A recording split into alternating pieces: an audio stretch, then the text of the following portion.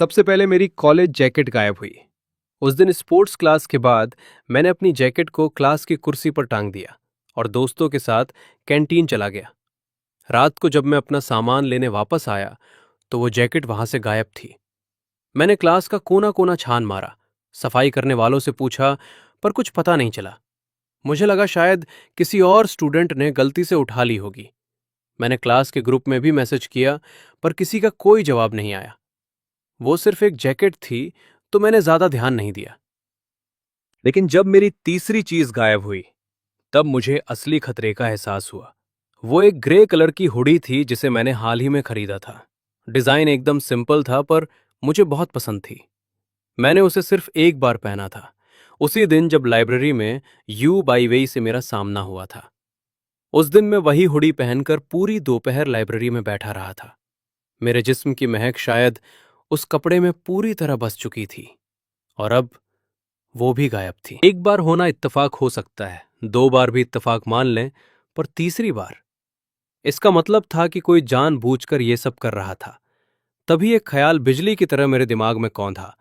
वही थी you by वेई। उसके अलावा मुझे और कोई सूझ ही नहीं रहा था। पर यह सोचते ही मैं खुद भी दहल गया।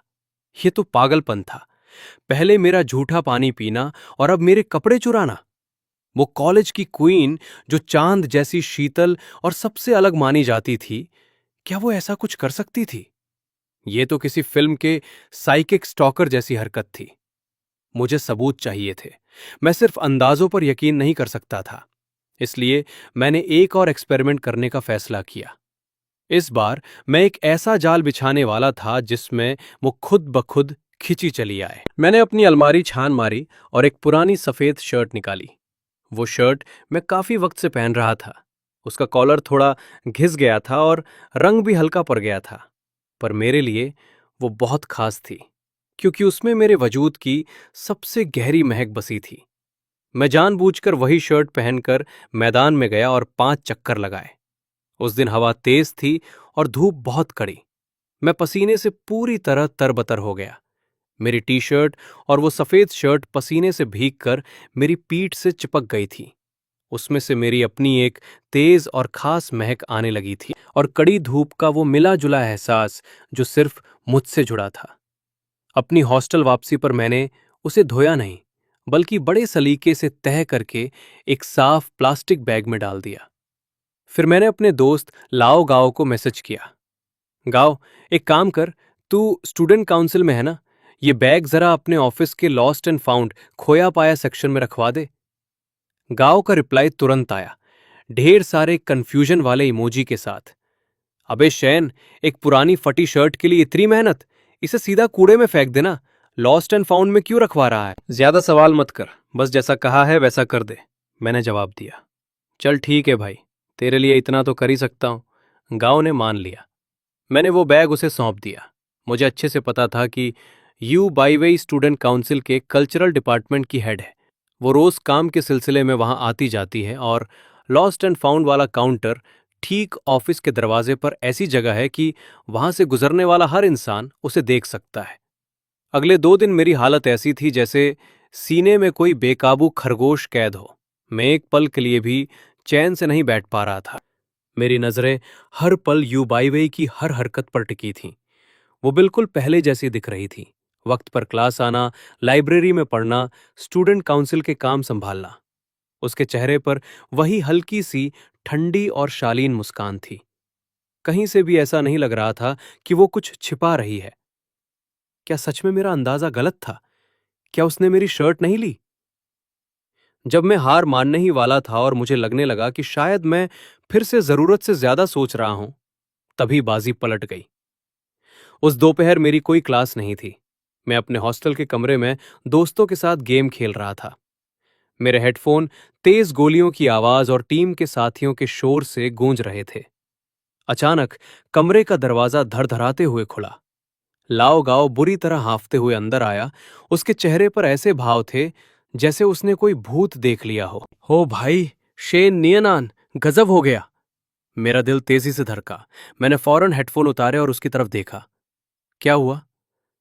यू बाईवेई, वो कॉलेज की क्वीन, उसने उसने।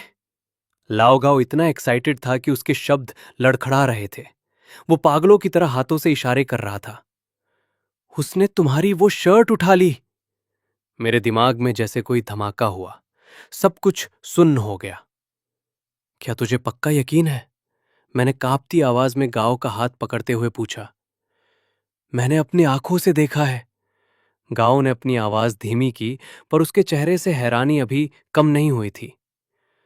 अभी जब मैं वहां से गुजरा, मैं ऑफिस में कुछ पेपर देने गया था। लाओ गांव ने सांस फूलते हुए बताया। तभी मैंने उसे देखा। उसने लॉस्ट एंड फाउंड वाले बॉक्स से तुम्हारा वो बैग निकाला। उसने पहले इधर उधर देखा, बिल्कुल किसी चोर की तरह, जैसे उसे डर हो कि कोई देख न ले। और फिर उसने फुर्ती से उसे अपने बैग में ठूस लिया और वहां से रफू चक्कर हो गई। गांव ने थूक गटका और आगे बोला। भाई, मैं तो हक्का बक्का रह गया। क्या वो वही पुरानी शर्ट नहीं थी जो तुमने मुझे रखने को दी थी? वो भी पसीने से तरबतर। वो तुम्हारी पुरानी शर्ट का क्या करेगी? कहीं। लाओ गाओ की नजरें अब मुझ पर टिक गई थी, जिनमें एक अजीब सी शरारत और इज्जत चमक रही थी। अबे ओए शैन, तू तो बड़ा खिलाड़ी निकला भाई। तूने कॉलेज की उस क्वीन को कब पटा लिया? वो तो तेरी दीवानी निकली, इतनी कि तेरी पसीने वाली शर्ट भी संभाल कर रख रही है। मैंने लाओ गाओ की बकवास पर ध्यान नहीं दिया। ना ही मेरा उससे मजाक करने का मूड था। मेरे दिल के अंदर तो भावनाओं का सैलाब उमड़ रहा था। सब कुछ सच साबित हो गया था। मेरा शक यकीन में बदल चुका था। मेरा जूठा पानी पीने वाली भी वही थी, और मेरे कपड़े चुराने वाली भी वही। वो लड़की जो दुनिया की नजरों में एकदम परफेक्ट, ठंडी और किसी अप्सरा जैसी लगती थी, पीठ पीछे मेरे लिए इतना पागलपन और इतना जुनून पाल कर बैठी थी। मुझे समझ नहीं आ रहा था कि मैं कैसा महसूस करूं। मुझे गुस्सा नहीं आ रहा था, ना ही उससे नफरत हो रही थी, बल्कि मेरे अंदर एक ऐसी खुशी दौड़ रही थी जिसे मैं दबा नहीं पा रहा था। और साथ ही सच जानने की एक तड़प भी थी। मुझे उसे ढूंढना ही होगा, और मुझे उससे आमना सामना करना ही होगा। मुझे अपनी आंखों में आंखें डालकर उससे पूछना है कि आखिर ये सब क्यों। मैं हॉस्टल से बाहर झपट्टा मारते हुए निकला और पूरे कैंपस में पागलों की तरह यू बाई वे को ढूंढने लगा। क्लासरूम्स, लाइब्रेरी, स्टूडेंट काउंसिल का ऑफिस, मैंने हर वो जगह छान मारी जहां उसके होने की जरा भी उम्मीद थी, पर वो कहीं नहीं मिली। मैंने अपना फोन निकाला, उसे कॉल करने की सोची, पर तभी एहसास हुआ कि मेरे पास उसका नंबर तक नहीं है। हमारे बीच का रिश्ता इतना अजनबी था कि हमारे पास एक दूसरे का वीचैट तक नहीं था। और फिर भी वो इतने अजीब और गुप्त तरीके से धीरे धीरे मेरी जिंदगी में घुसपैठ कर रही थी। धीरे धीरे अंधेरा छाने लगा। ढलते सूरज की लालिमा ने आधे आसमान को रंग दिया था। शाम की ठंडी हवा चल रही थी, जिससे सड़क किनारे लगे पेड़ों के पत्ते सर सर की आवाज कर रहे थे। मैं लगभग पूरे कॉलेज के चक्कर लगा चुका था और अब मेरे पैर जवाब देने लगे थे।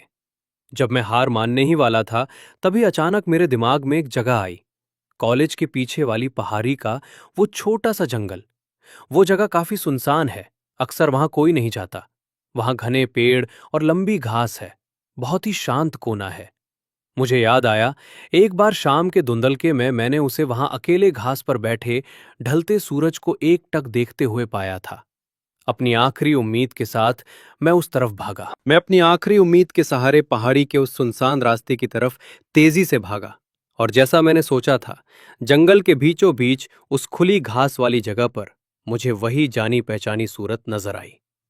यू बाई वई मेरी तरफ पीट करके कोमल घास पर बैठी थी। शाम की ठंडी हवा उसके काले बालों और उसकी सफेद ड्रेस को हल्के से लहरा रही थी। उसने अपनी गोद में एक सफेद चीज को कसकर पकड़ रखा था, जो उस धुंधलके में साफ चमक रही थी। वो मेरी वही पुरानी शर्ट थी। मेरे कदम अपने आप धीमे हो गए। मैं किसी शिकारी की तरह दबे पांव अपनी शिकार के करीब पहुंचने लगा। जैसे ही मैं उसके करीब पहुंचा, मुझे हवा के झोंकों के साथ किसी के सिसकने की हल्की आवाज सुनाई दी। वो रो रही थी। मैं एक बड़े और पुराने पेड़ के पीछे छिप गया और धीरे से अपना सिर बाहर निकालकर उसे देखने लगा।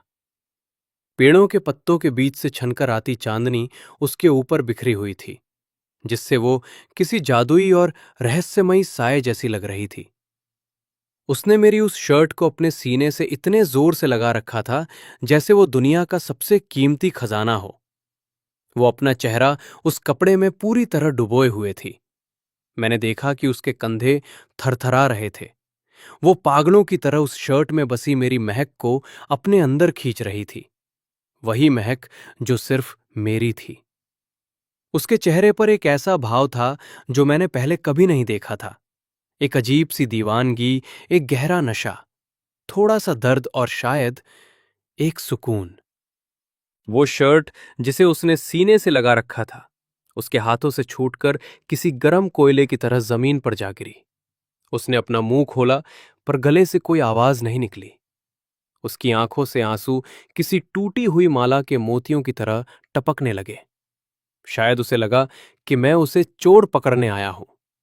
उसे लगा कि उसका सबसे गहरा, सबसे अजीब और सबसे शर्मनाक राज अब दुनिया के सामने आ गया है। उसे यकीन हो गया होगा कि मेरी नजरों में उसकी इज्जत अब, वो शायद खुद को मेरी नजरों में अब एक सनकी या राक्षस समझ बैठी थी। उसे उस हालत में कांच की तरह टूटते हुए देखकर मेरे दिल में एक अजीब सा दर्द उठा। मेरे अंदर ना तो कोई गुस्सा था, ना ही कोई सवाल। मैं बस धीरे धीरे एक एक कदम उसकी तरफ बढ़ने लगा। मैं उसके ठीक सामने जाकर खड़ा हो गया, नीचे झुका और जमीन पर पड़ी उस सफेद शर्ट को उठा लिया। मैंने बड़े प्यार से उसकी धूल झाड़ी और फिर उसकी उन सुर्ख लाल आंखों में देखा। मेरी आवाज में एक ऐसी नरमी थी जो मैंने पहले कभी महसूस नहीं की थी। अंधेरा हो गया है, तुम यहां अकेली क्या कर रही हो? वो हक्की बक्की रह गई। वो मुझे फटी आंखों से देख रही थी, जैसे उसे यकीन ही ना हो कि मेरा रिएक्शन ऐसा भी हो सकता है। उसने अपने होठों को दांतों तले दबाया और उसके आंसू और भी तेजी से बहने लगे। आई एम सॉरी। उसकी आवाज सिसकियों से भरी थी, टूटी हुई और एकदम बेबस। मेरा इरादा गलत नहीं था। मैं ये सब तुम्हें लौटा दूंगी। बस मैं खुद को रोक नहीं पाई। वो घबराहट में अपनी ड्रेस के कोनों को मरोड़ रही थी और बेतरतीब ढंग से सफाई देने की कोशिश कर रही थी। मैंने एक ठंडी सांस भरी और वहीं उसके बगल में बैठ गया। हमारे बीच बस एक मुट्ठी भर का फासला था। मैं उसके पास से आती उस प्यारी गार्डेनिया की खुशबू को महसूस कर सकता था, जिसमें अब उसके आंसुओं का नमकीन एहसास भी मिला हुआ था। उसने अपनी नजरें उठाकर मेरी तरफ देखा। आंसुओं से धुली उसकी वो आंखें इस वक्त गजब की चमक रही थी। मैं नहीं जानती कि उस एहसास को शब्दों में कैसे बयां करूं। ऐसा लगा जैसे डूबते हुए इंसान को अचानक ताजी हवा मिल गई हो। मेरे शरीर की हर तनी हुई नस उस पल ढीली पड़ गई और मुझे इतना सुकून मिला कि मैं उसकी आदी हो गई।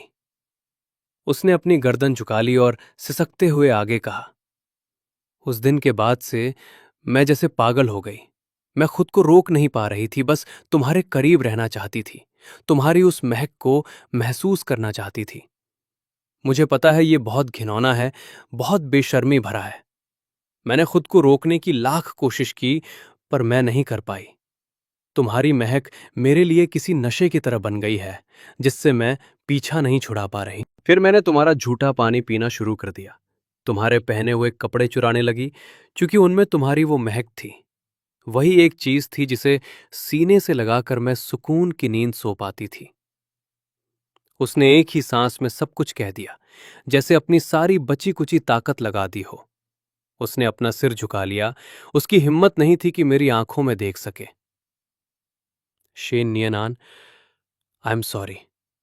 तुम चाहो तो मुझे सनकी समझो या पागल, तुम चाहो तो पुलिस को बुला लो या सबको बता दो। जो भी सजा दोगी मैं उसकी हकदार हूं। उसकी कहानी सुनने के बाद मैं काफी देर तक चुप रहा। अब जाकर मुझे सारी कड़ियों का अंदाजा हुआ। उसके लिए मैं कोई इंसान नहीं, बल्कि एक दवा था। वो इकलौता इलाज जो उसकी बेचैन रूह को सुकून दे सकता था। मैंने मुड़कर उसके उस मासूम और खूबसूरत चेहरे को देखा। चांदनी में उसके भीगे हुए पलके सितारों की तरह चमक रही थी। वो इतनी नाजुक दिख रही थी कि किसी का भी दिल पिघल जाए। मैंने धीरे से अपना हाथ बढ़ाया और उसे अपनी बाहों में समेट लिया।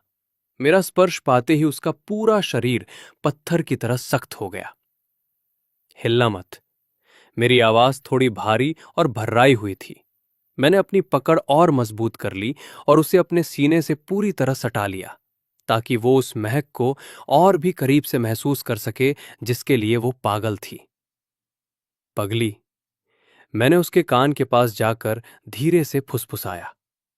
जो चीज तुम्हें इतनी आसानी से मिल सकती थी, उसके लिए तुमने ये सब क्यों किया? मुझसे सीधे क्यों नहीं कह दिया? मेरी बाहों में उसका शरीर धीरे धीरे ढीला पड़ने लगा। उसने अब छटपटाना बंद कर दिया था। इसके बजाय उसने बड़ी सावधानी से अपनी दोनों बाहें मेरी कमर के चारों तरफ लपेट ली। उसने अपना चेहरा मेरे सीने में ऐसे छिपा लिया जैसे किसी भटकती हुई छोटी कश्ती को आखिर अपना किनारा मिल गया हो। मुझे महसूस हो रहा था कि उसके गर्म आंसू मेरी शर्ट को भिगो रहे हैं। आगे से मैं धीरे धीरे उसके रेशमी बालों को सहलाने लगा। ऐसी नादानी फिर कभी मत करना। तुम्हें जो भी चाहिए मुझसे सीधे मांग लिया करो। वो तो बस एक शर्ट थी, मेरे पास बहुत है। अगर तुम्हें पसंद है तो मैं अपनी पूरी अलमारी तुम्हारे नाम कर सकता हूं। मेरे सीने में अपना चेहरा दबाए हुए ही उसने एक दबी हुई की आवाज निकाली। उसकी आवाज अभी भी रोने की वजह से भारी थी। थोड़ी देर बाद उसने अपना सिर उठाया। उसकी सूजी हुई और लाल आंखें सीधे मेरी आंखों में झांक रही थी। शेन नियनान, उसने बड़ी हिचकिचाहट के साथ पूछा, क्या तुम क्या तुम अब मुझसे नफरत करोगे? मैंने उसे देखा और बस मुस्कुरा दिया। मैं थोड़ा और झुका, अपना चेहरा उसके कान के पास ले गया और इतनी धीमी आवाज में बोला जिसे सिर्फ हम दोनों ही सुन सकते थे। रात की खामोशी में चांदनी बहुत हसीन लग रही थी। मुझे एहसास हो गया था कि मेरे और उसके बीच की असली कहानी तो अभी शुरू हुई है। वो किस बहुत ही हल्का था, जैसे किसी तितली का पंख छुआ हो। मेरा दिमाग कुछ सेकंड के लिए बिल्कुल सुन्न हो गया। जब मुझे होश आया तो उसने एक कदम पीछे हटा लिया था। उसका चेहरा अभी भी सुर्ख लाल था और वो अपनी नजरें झुकाए खड़ी थी, बिल्कुल उस बच्चे की तरह जिसने कोई शरारत की हो और फिर चोरी छिपे मिठाई चख ली हो। चांदनी में उसकी वो मासूमियत और शर्म देखकर मेरा दिल जैसे पिघल गया। मुझे अपनी हंसी पर काबू नहीं रहा। इतनी जल्दी भागने का इरादा है क्या? मैंने एक कदम आगे बढ़ाया और उसकी ठंडी कलाई को थाम लिया। उसका हाथ मेरी हथेली में बहुत छोटा सा लग रहा था और वो अभी भी हल्का कांप रही थी। वो इतनी घबराई हुई थी कि उसके पास बोलने के लिए शब्द ही नहीं बचे थे। और मैंने भी कुछ नहीं कहा, बस चुपचाप अपनी जैकेट उतारी और उसके कंधों पर डाल दी। उस जैकेट में अभी भी मेरे शरीर की गर्माहट और वही खास महक बसी थी। उसे पहनते ही उसका शरीर पूरी तरह रिलैक्स हो गया। वो अनजाने में ही उस जैकेट के अंदर और सिमट गई और अपनी नाक को उसके कॉलर से सटाकर हल्के से रगड़ा, बिल्कुल किसी छोटी बिल्ली की तरह जो सुकून ढूंढ रही हो। उसे देखकर मेरा दिल पूरी तरह पिघल गया। चलो मैं तुम्हें हॉस्टल छोड़ आता हूं। मैंने उसका हाथ थामा और हम उस छोटे से जंगल से बाहर निकल आए, जो हमारे सारे राजों का गवाह बन चुका था।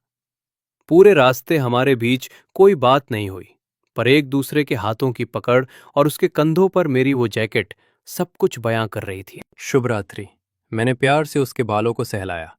शुभ रात्रि शेन्नी नान। ये पहली बार था जब उसने इतनी साफ और मीठी आवाज में मेरा पूरा नाम पुकारा था। जब मैं वापस हॉस्टल पहुंचा तो लाओ गाओ बिस्तर पर लेटा हुआ फोन चला रहा था। मुझे अंदर आते देख वो एक झटके में उठकर बैठ गया। अबे ओए शेन, आ गया तू? क्या हुआ भाई, पकड़ा गया वो कपड़ों का चोर?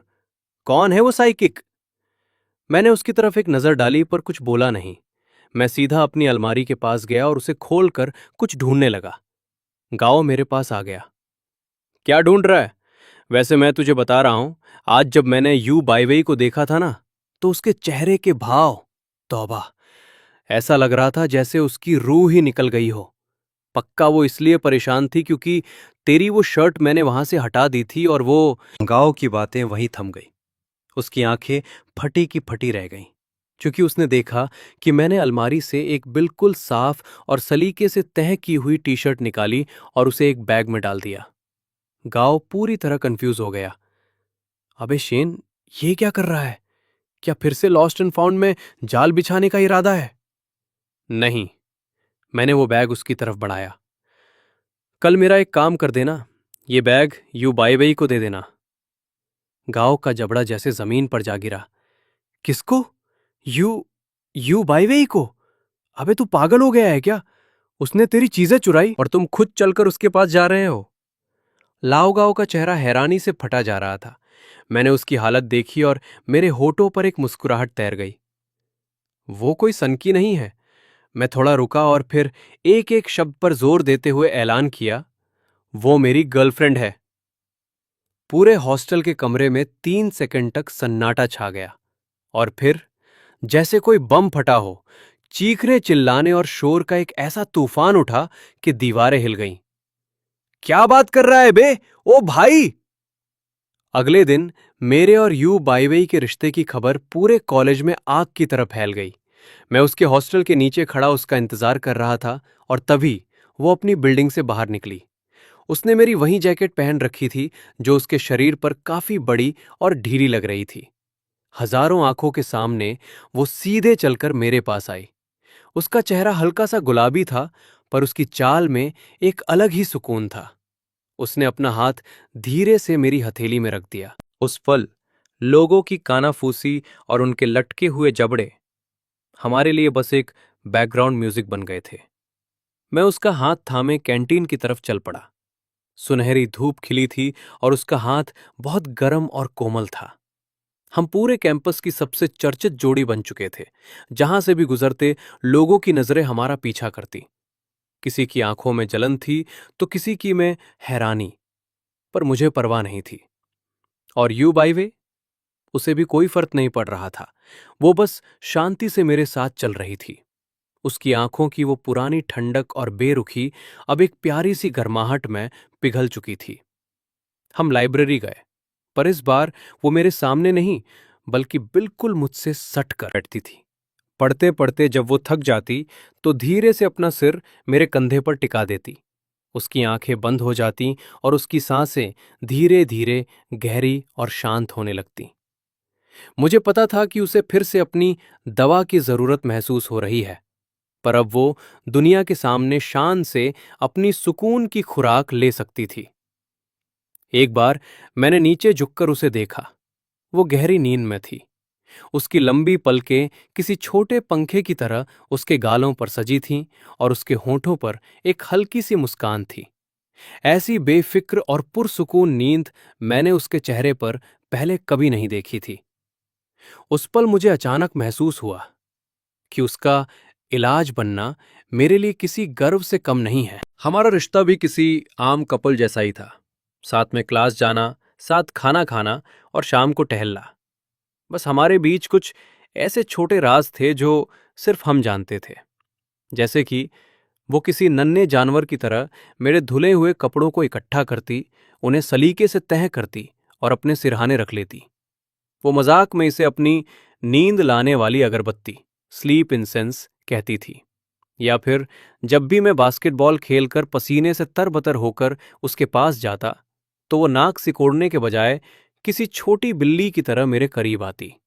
वो मेरे कपड़ों को सूंघती और उसके चेहरे पर एक के लोगों की हैरान और डरी हुई नजरों की परवाह किए बिना बड़े प्यार से टिश्यू पेपर निकालकर मेरा पसीना पोंछने लगती। लाओ गाओ कहता है कि मैंने उस अप्सरा को, जो दुनिया से कटी रहती थी, जमीन पर ला खड़ा किया है। पर सिर्फ मैं जानता हूं कि वो कोई अप्सरा नहीं थी।